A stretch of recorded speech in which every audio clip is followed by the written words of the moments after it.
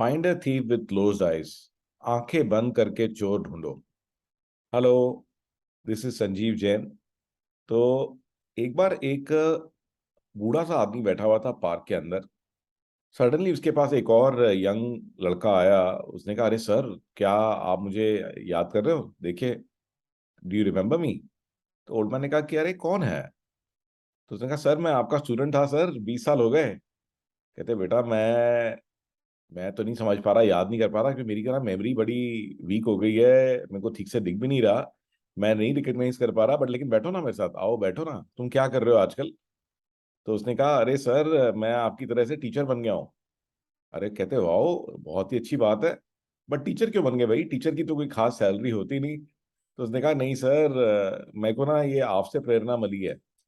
तो मैं जब 7वीं ग्रेड में था, तो एक इंसिडेंट हुआ हमारी क्लास के अंदर, जिसमें कि आपने मेरी जान बचा ली। यार ऐसे कैसे हुआ? मेरे को तो कोई ऐसा इंसिडेंट ध्यान नहीं है।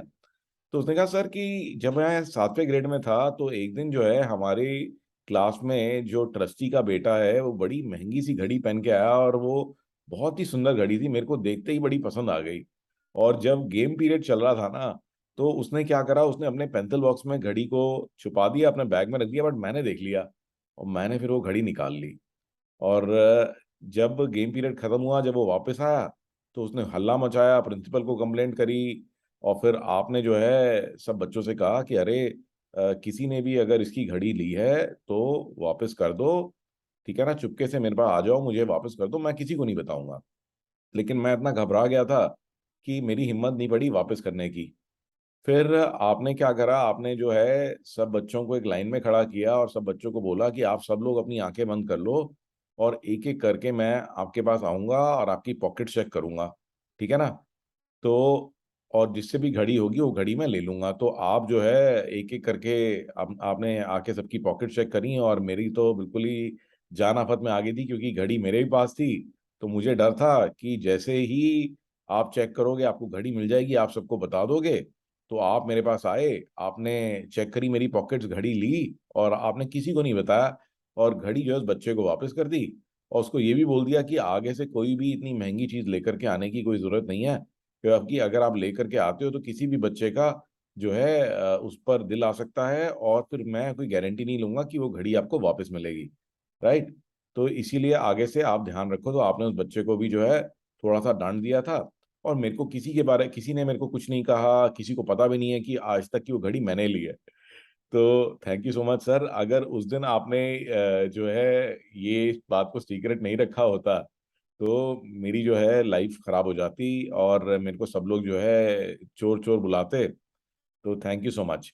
तो ये चीज़ से मैं बड़ा प्रेरित हुआ, और इसीलिए मैं जो है टीचर की नौकरी कर रहा हूँ, क्योंकि मुझे लगता है कि ऐसे ही मैं भी जो है और बच्चों को मोटिवेट करूंगा, और जो बच्चे गलत रास्ते पे जा रहे हैं उनको सही रास्ते पे लेकर के आऊंगा। तो ये सुन करके जो बूढ़ा आदमी था, जो टीचर था, उसकी आंखों में आंसू आ गए। तो उसने कहा कि बेटा, मैं तुम्हारे को एक सच्ची बात बताता हूँ कि उस दिन ना मुझे भी नहीं पता था कि घड़ी तुमने चुराई है। कहता, वो कैसे? कहता कि जब मैंने आप लोगों को बोला था ना अपनी आंखें बंद कर लो, ताकि ये किसी को पता ना चले कि घड़ी किसके पास है, तो मैंने भी अपनी आंखें बंद कर ली थी। तो मैं जब आप लोगों की पॉकेट चेक कर रहा था, तो मुझे भी नहीं पता था कि मैं किसकी पॉकेट चेक कर रहा हूँ। तो घड़ी जब मैंने ली, तो मुझे भी नहीं पता था कि घड़ी जो है मैंने आपकी पॉकेट से ली है। तो ये सुन करके जो उनका स्टूडेंट है, तो वो भी बड़ा हैरान हुआ, और बहुत ही चकित हुआ। तो ये जो स्टोरी है, ये हमें मोटिवेट करती है कि देखिए, कई बार लोग गलतियां कर देते हैं। तो अगर हम लोग जो है थोड़ा सा धैर्य रखें, तो और गलतियों को ओवरलुक करें, तो हमेशा जो है हम लोग ना कई बार बहुत अग्रेसिव हो जाते हैं कि तूने ऐसा कर दिया, तूने ऐसा कर दिया। तो अगर हम थोड़ी सी भी पेशेंस रखें, तो उससे दूसरे की लाइफ में बहुत बड़ा इम्पैक्ट आ सकता है। तो कई बार ना हम देखते हैं आजकल ना लोगों में पेशेंस बहुत कम हो गई है, तो जैसे ही कोई कुछ गलत करता है, तो इमीडिएटली जो है हम लोग अटैक मोड में आ जाते हैं। तो ऐसा नहीं करना चाहिए। और आपने कहा, ये जो स्टोरी है, ये देख रहे हैं कि ये छोटी सी एक चीज से वो जो बच्चा है उसकी लाइफ पे कितना बड़ा इम्पैक्ट आया।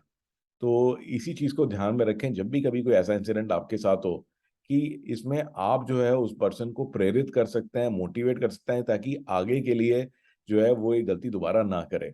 या फिर आप उसको अटैक कर सकते हैं और उसको डिफेंसिव बना सकते हैं। और उसको जो है आइसोलेट कर सकते हैं, ना कि फिर वो जो है वो वही काम फिर करता रहे आगे के लिए। राइट? तो चॉइस आपके हाथ में है।